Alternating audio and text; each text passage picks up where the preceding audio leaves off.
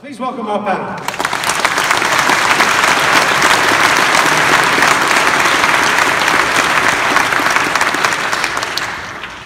When I look at the course of the Russian economy, the size and the stagnation, are we looking at an economy, a fossil fuel economy, that's in terminal decline? Vladimir Pozner. I think that's fair to say, yes. I think that it's certainly one that's not developing for sure, and to a certain point seems to be going down,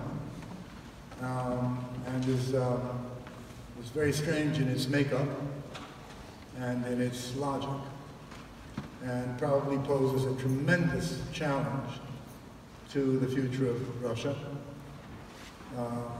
One point, though, that I would make is that even though that's the case, by and large, never before have most Russians lived as well as they live today, even if their living standards gone down, partly because of the sanctions, partly because of other things, but by and large, Russians never lived as well as they do today. So there is no correlation, really, between what we see in the economy and the feelings, although public opinion polls show that poverty, money in my pocket, is the #1 issue today for most Russians. Mark Galeotti, is that correct? Are Russians better off today than they were towards the end of the Soviet era? Absolutely. I mean, there's no real question about that. This has always been one of the ironies that for a long time Putin was tremendously lucky. In his first 2 presidential terms, the West was distracted, oil and gas prices were high, and he had money to do everything with. He could buy off the elite and allow them to embezzle at will. He could spend money on his shiny new tanks and other toys. And at the same time, there was still enough left over for ordinary Russians to live tremendously well. Of course, the problem with that is expectations. Is actually, once you get used to the idea that your life can get better, then you notice when it doesn't get better. And particularly, it's what people's kids, people are thinking about, well, okay, what kind of life, what kind of Russia will leave for my kids? That's in some ways one of, again, the time bombs hidden in Russia's future. Ksenia, in the election campaign that you just fought, was the economy the biggest issue, and in what way, if it was? Well, hello to everyone once again. Of course, poverty was actually the main issue in all the cities where I was in Russia. Poverty, the level of life, this is what was actually worrisome for most of the Russians. But looking at all those statistic things, there's one very important thing you miss. Because Russian people, the economy is definitely stagnating. They don't compare their life with this stagnation. They understand that they have less money in their pocket, that there's something wrong going on. But this is not a case for many of them. The case is different. And this actually gives an answer why young people vote for a position while people of elderly age are not voting for them on the majority. Because people compare their life not with this period before stagnation. They compare their life today with their life in the 90s. And this is actually what frightens them off, unfortunately. The life in the 90s, the crisis which happened after the collapse of the Soviet Union was so huge in our country, so damaging for liberal values, because in the minds of millions of people in Russia, liberal values were harshly connected with the crisis and collapse they had, with the real poverty where it was not a question of, not going for a holiday to Turkey, but with a question of not having anything to eat for dinner. So that was a real poverty, and people still remember that time. And compared to them, now everything is so super in Russia. And this is a huge argument for many people all over Russia. They ask one question, which for me was, first of all, a shock. They ask, look, but now life is much better than in the 90s. Of course, we have problems, the West fights with us, and we have, such huge problems inside Russia. But remember what happened in the 90s when Democrats came to power. And this fear is something we have to deal with. Opposition has to deal with Russia. It's the main fear of people, and that's why my hope lies with the young people who were born in the 0 years, millennials, who do not remember the 90s years. We've got a whole panel to go through, so we're going to come back. Yeah, sorry, I can speak for hours. We don't think there's a free media in Russia. Are we right? We're prepared to concede it's nothing perhaps as bad as it was in the Soviet era, when everything was controlled by the Communist Party and central government. But we think pretty much most media is controlled by the state apparatus today. Is that wrong? No. Media is controlled in Russia, and it's very propagandistic in Russia. Media lies, and what we see on all those channels is awful because it promotes hatred and the attitude of people living in a siege kind of situation. But I agree with Poznер, with Vladimir Pozner, because that's what is now happening on the West too. And actually, before, I didn't realize that as much as when I visited the United States of America during my campaign. I was on all the channels, on all the big channels like CNN, Fox News, all the big American channels. I was amazed by the level. I mean, it's the people on whose interviews I studied as a student, Amanpour, like big what's stars. the point you're trying to make? Yeah, I was amazed. For example, they asked me questions about Russia and the position like that. They asked, well, but you understand that if Navalny would be let to take part in the elections, of course, he would win Putin, or maybe they will have a second tour. I said, well, I'm against Putin, but it's harshly true, because by all the sociology in Russia, even by independent sociology like Levada, Navalny wouldn't take more than 10% in the current Sure, but situation. they may be wrong about Look, Navalny. and even now you're not going to let me talk. No, Let me I'm finish, trying to get please. you to address the issue. Please, you let me cannot finish. say that American media is monolithic like Russian media, can you? Can I finish what I want to say? No, I'd like you to answer So that I question. was amazed by how they force on all the interviews this position, which has nothing to do with reality. And though I'm against, I'm realistic, and I try to say there, look, we want to change the situation, but we have to be realistic. People really support Putin a lot, and we see it by our eyes, by traveling around. We want to change this. We want to educate people, but let's not be also, irrelevant, saying that, Navalny has millions after him, and he will win Putin if he would lead to elections. All right. So That's American not media true. got Navalny wrong. So what I want to say, that propaganda goes both hold ways. on. You're not on Russia today now. You're here with the Spectator. Yes. The point I'm trying to get you to address is that you cannot credibly argue, I put it to you, that American media, if you've been on MSNBC and CNN Yes. and Fox, and I just arrived back from New York this morning having watched all three and more, you cannot credibly argue that American media is monolithic in the way that Russian media is, surely. They are not monolithic inside Democratic and Republican, fights, because if you're Republican, you have more pro-Republican channels. If you're Democrat, there are more pro-Democratic channels. But unfortunately now, they're totally monolithic towards the situation in Russia.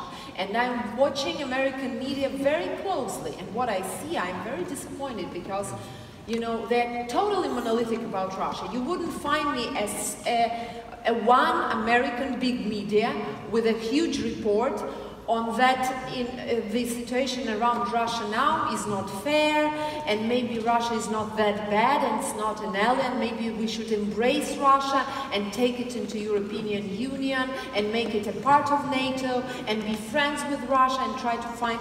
I don't say it's a good kind of view, but give me one example of the last 1 year where I NBC watched or that Fox very News make conversation, the very conversation you've said, I watched on Morning Joe and MSNBC 2 days ago. in which it was all that all the mistakes the West had made on what the Russians regard as the near abroad, and all the foreign policy errors after the collapse of the Warsaw Pact. Can you just give me... yeah, it's called MSNBC, the show's I've never called seen Morning something Show. like what you're So telling. anyway, that's just, you know, I'm sorry to bring a fact in, but facts do matter every now and then. Give any idea of the pressures that were put on you while you were fighting the campaign? Yes, of course, but before answering your questions, you know, being a journalist, I want to be really precise with the facts. So freedom of information is very important for all of us, and internet too.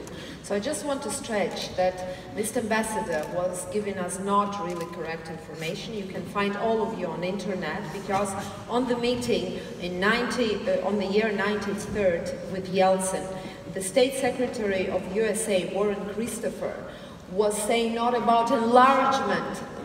Yes, this is where I start. Was not telling about enlargement of NATO, but about another form which Yeltsin later in '97 supported, a form of partnership of all the countries, including Russia.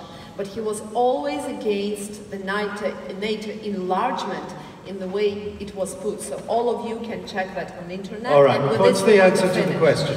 About your question, a lot of pressure on people working with us in different regions was put.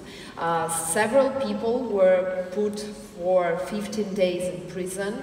One of them is Andrei Kuznetsov. Another person was in St. Petersburg, who was put for 2 days campaigning for us. One of the people who was working with us, the car was burned. The one who gathered a lot of signatures for while working with us. So we had at least 10 cases where people were threatened by this or that way. Moreover, all of our team, including me, we got a lot of messages with threats, and even I had a, quite frightening situation when I was present at the anniversary of Mikhail Gorbachev. It's the first president of the Russian Federation, Soviet Union, sorry. And at this anniversary, a person came to me and kind of attacked with me, having thrown a glass or something at the face, so I fell down and was kind of frightened. So this situation happened when you are in Russian politics. But this is the risks we all have to take. Many people in Russia are under much bigger pressure when I am. So... Now I understand you want to stay in politics. Well, yes, of course. But okay. I understand that this is a very risky situation. It's not kind of taking risks with elections somewhere in Belgium or in, in Liechtenstein. There are very few risks in Liechtenstein, I can tell you. Yeah, that's what I'm saying. Except when the gold bars fall on your feet. Briefly, I think the main tragedy of Putin is that when he's gone, we'll miss him, because what follows him will be worse. I think it's very clear that actually the nationalism and aggression that has become the staple of Russian political discourse has raised this xenophobia and paranoia to extraordinarily dangerous levels. And I'm extremely grateful for Vladimir Pozner to actually bring us back to the point, what does Russia want?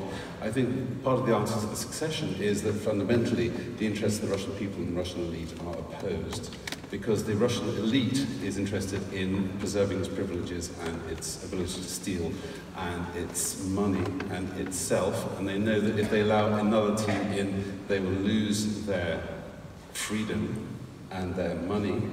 And they have systematically designed a system of media control, of political control, that allows them to remain in power by feeding the people lies. And unfortunately, that creates a terrifyingly unstable system. So what's really scary about Russia is not that it's strong, but that it's weak.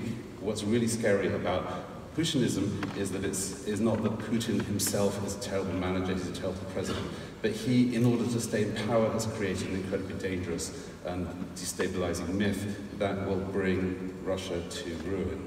And you'll never fall. No. Sorry, what are you saying? Sorry? Well, that's exactly what you want, isn't it? You do. You don't want a strong Russia. That's a lot of blah, blah. Nobody wants a strong Russia. Come on now. And nobody cares about democracy in Russia. I mean, look, read the Waltwitz Doctrine. Look what's been written about Russia. There was a time in the early 90s when there was a huge window of opportunity. And there could have been real change. And you touched upon it. And it was not taken. Because in reality, I'm not talking about average people. In reality, the political game is keep Russia down. We don't want this huge bear of a country growling around. Do the Russian people want democracy? Well, that's an interesting question. They've never had democracy. I understand that. And they've never had it. You know, Zhvanyetsky, our wonderful stand-up comedian writer, has once said, if you've never seen another pair of shoes, ours are the best in the world. See what I'm saying? I just want to add one very important thing to what Vladimir Poznер just said. We had a small time of democracy in the 90s, and my father was the one with millions of people who went out on the streets, and that was real democracy and real elections. But what those people who went out on the streets, what we saw Reagan, who said, we won the Cold War. But it's not true. It's Russian millions of people who went out against Communist Party who won this war. But Reagan had gone by the 1990s. They thought they are the Reagan stood down in 1988. Can I please finish? But it's just factually not true. I can't hear. I'm sorry. You're saying I can't hear what you say. Yeah, all right. Well, I'll say, if you listen, I'll tell you. You said that there was a brief period where democracy may flower in Russia, but instead Reagan preferred the Cold War. That brief period was in the 1990s. Reagan was gone by 1988. He said it. He's just an ex-president. What do you mean? Yes, but he said that. And that swung it in Russia. I'm sorry, I don't understand what you're saying about. I'm saying that was highly translated in Russia, that ex-president was saying those things, that America was translating the idea that we won the Cold War. Okay. The Russians thought that they won this war because they went on the streets against communist regime. And I think the very important thing we have to remember that we should think about how embracing Russia into the European world where it belongs.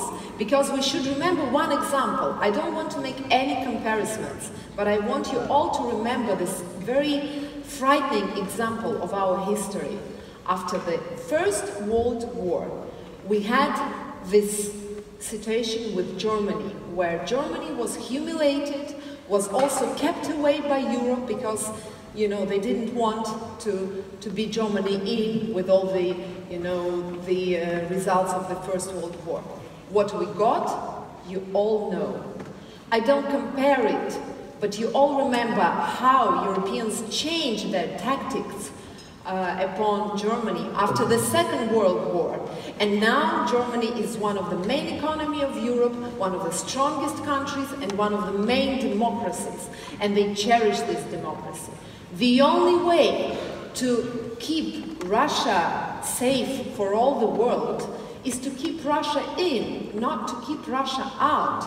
Because keeping it like this and saying it's a wild bear and we don't want anything to do with that is a conflict which only will be greater and greater from both parts. Okay. So the most okay, safe no, I get the way point. It's not a monologue. You've got to let other people speak.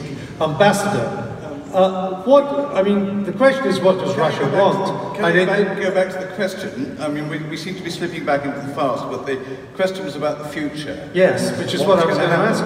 And you have a group of people at the moment occupying the most powerful positions in Russia who are all in their mid-60s. They don't intend to give up anytime soon. They don't have the intention of surrendering power voluntarily. So unless Russia falls off a cliff edge, and the Russian economy is nowhere near falling off a cliff edge at the moment, I think we should assume they'll be in power for probably another 10 years. which means that actually the transition will be a transition to a new generation in Russia. Perhaps not quite to Ksenia's generation, but to those who are in their 40s or early 50s right now.